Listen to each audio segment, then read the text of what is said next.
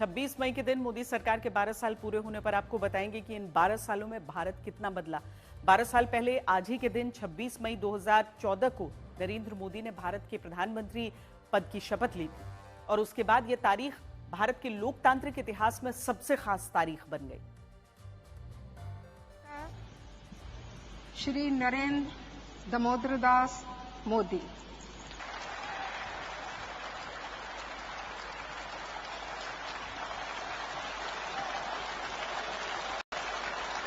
मैं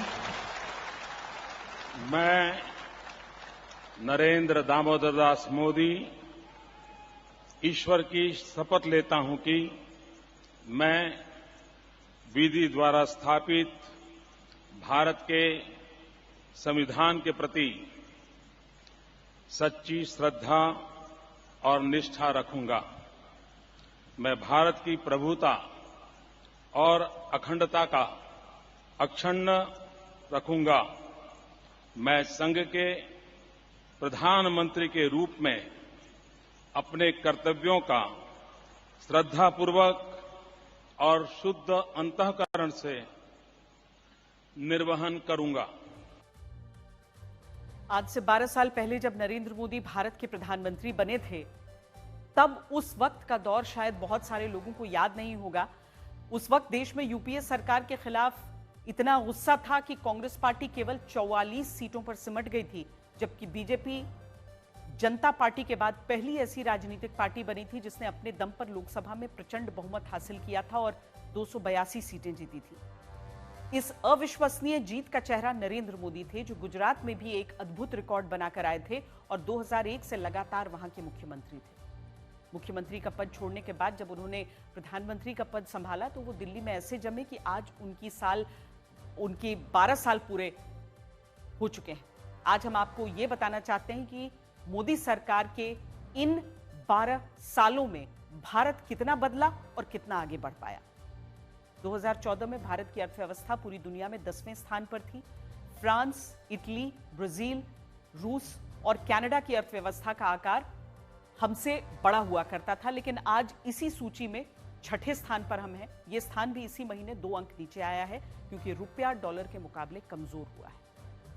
2003-04 में एनडीए की सरकार के दौरान भारत की प्रति व्यक्ति सालाना आय 23,203 रुपए थी।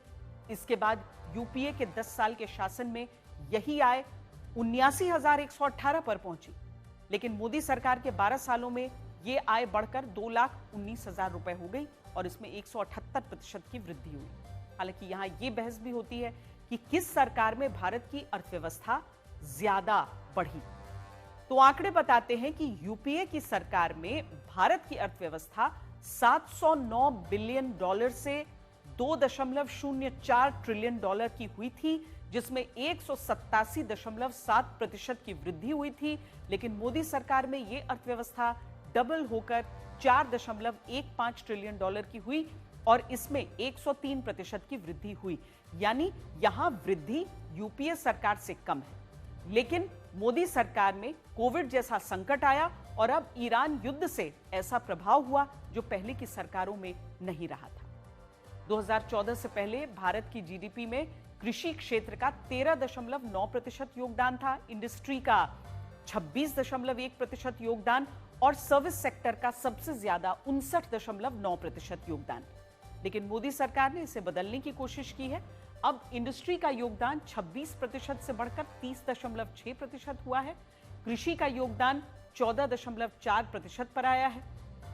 यहां आपको भारत के निर्यात के भी आंकड़े देखने चाहिए। 2014 से पहले भारत की छवि एक बाजार के रूप में होती थी जो दुनिया के लिए खरीदार है, लेकिन दुनिया को कुछ बेच नहीं सकता। 2013-14 में भारत का कुल निर्यात 466 बिलियन डॉलर का था, लेकिन आज यही निर्यात 860 बिलियन डॉलर का हो गया है। इनमें भी हमारा रक्षा निर्यात अभूतपूर्व तरीके से बढ़ा। पहले हम दुनिया से हथियार खरीदते थे, अब हम खुद के लिए भी बना रहे हैं और हमारा रक्षा निर्यात 38,000 करोड़ रुपए हो गया है, जो यूपीए सरकार से 5,501% ज्यादा है। यहां विपक्षी पार्टियां यह भी आरोप लगाती हैं कि मोदी सरकार में कल्याणकारी योजनाओं और सब्सिडी पर खर्च कम हुआ है, लेकिन यह भी दावा गलत है। 2013-14 में यूपीए सरकार का सब्सिडी पर सालाना खर्च 54,000 करोड़ रुपए था।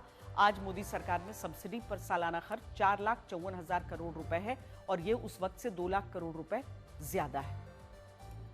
ये बात सही है कि रुपए के मोर्चे पर, अर्थव्यवस्था के मोर्चे पर, रोजगार के मोर्चे पर और महंगाई के मोर्चे पर मोदी सरकार के सामने कई चुनौतियां हैं।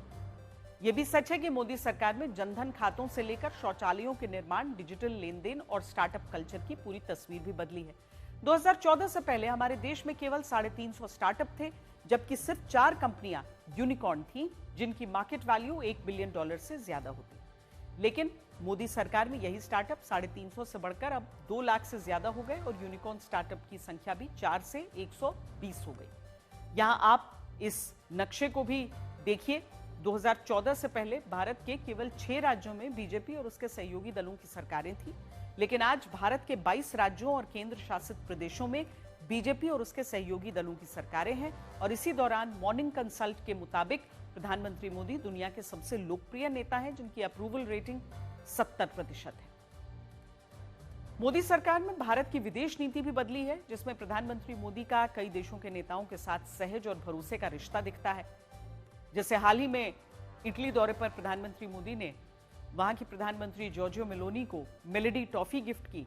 अब ये कोई सामान्य घटना नहीं थी। इटली दुनिया का वो देश है जिसने महंगे और लग्जरी ब्रांड्स दुनिया को दिए हैं, जैसे Ferrari, luxury fashion brand Prada, Armani, Gucci, Fendi, सब इटली के हैं। लेकिन प्रधानमंत्री मोदी ने यहां इटली की प्रधानमंत्री जॉर्जिया मेलोनी को ₹1 की made in India melody toffee gift की, जो उनकी डिफरेंट स्टाइल विदेश नीति के बारे में बताती है।